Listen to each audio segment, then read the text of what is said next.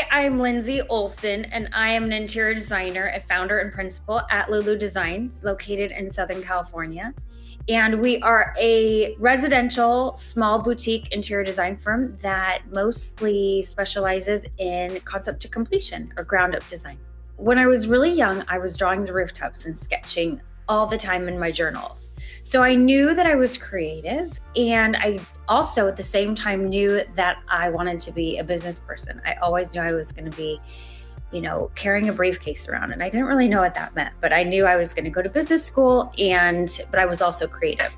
So interior design is the perfect balance of the two, both right and left brain, business with the creative side of interior design.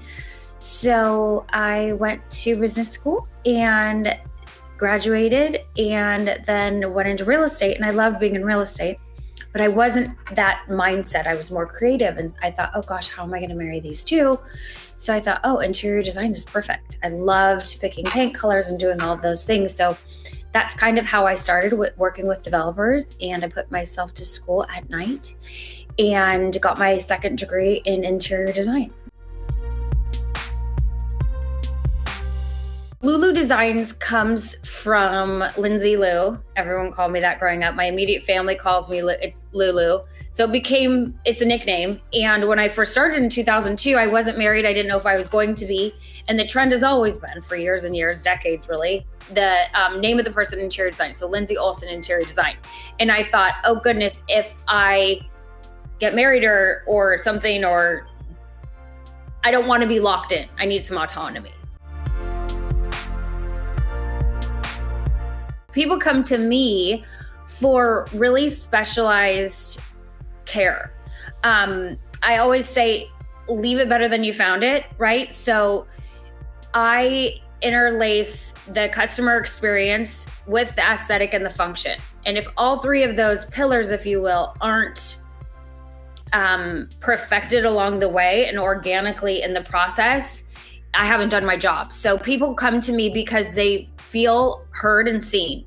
On my podcast, I'm hearing from the clients, and they're telling me over and over again, you asked us questions, you actually listened. You took that information, you made it function better, and then also made it look great, aesthetically pleasing.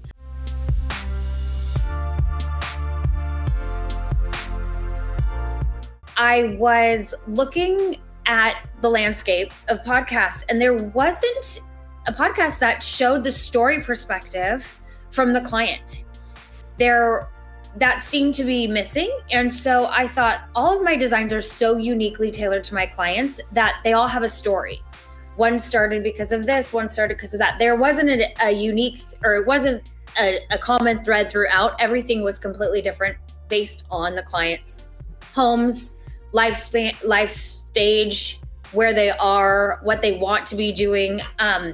So the podcast gives me the platform to tell their story. And my portfolio, you can tell, is completely different. Each house is its own unique look.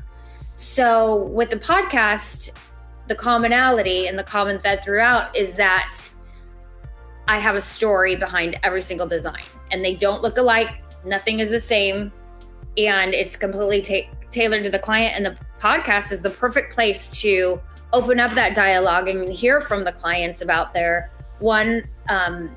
process working with me, what they would do differently, or what they would do again, or how they came to find me. So it's been really fun to see all of the different clients saying the same thing over time, which I didn't expect. So it's been great for me from a mindset perspective, as well as really at the end of the day, helping me to provide better service to my clients from their feedback. I shoot quarterly to have them released every week on Tuesday. We also have it on YouTube too, so you could actually see the conversation and the beauty shots of each of the different projects while I'm speaking and to the client and getting the real deal.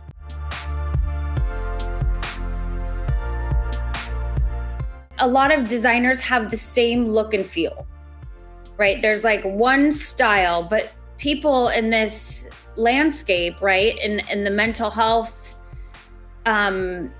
push of people talking about who they are and themselves and being true to themselves, I feel like the trend is to have a one-stop shop type of a rinse and repeat design versus an actual one-of-a-kind custom look tailored to the client.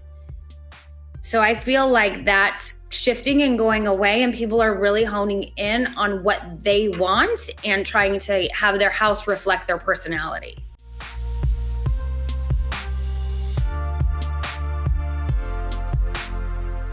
As a business owner and a creative I'm taking on only the jobs that I want to take on. And so I'm really being intentional about the work that comes in and the scope of work as well. So that's a big shift I'm seeing from my hustle mentality, if you will. In the last 20 years, I'm trying to keep it a little bit more in line with what I want to be creating. I want to show my full breadth of work, and I'm happiest when I have a house from the very, very beginning to the end. So I feel like that's the best way for people to understand my work, rather than doing, 60 clients a year, but one tiny thing here and there consulting. It's spreading thin and it's exhausting. And so I really want to drill down to what makes me happy from a work-life perspective as well. People will be surprised to know that I have an interior design and a business degree. I think that's kind of a best kept secret in a way. I think that there's so many people in our industry that are so fantastic and great at what they do, but aren't classically trained or technically trained.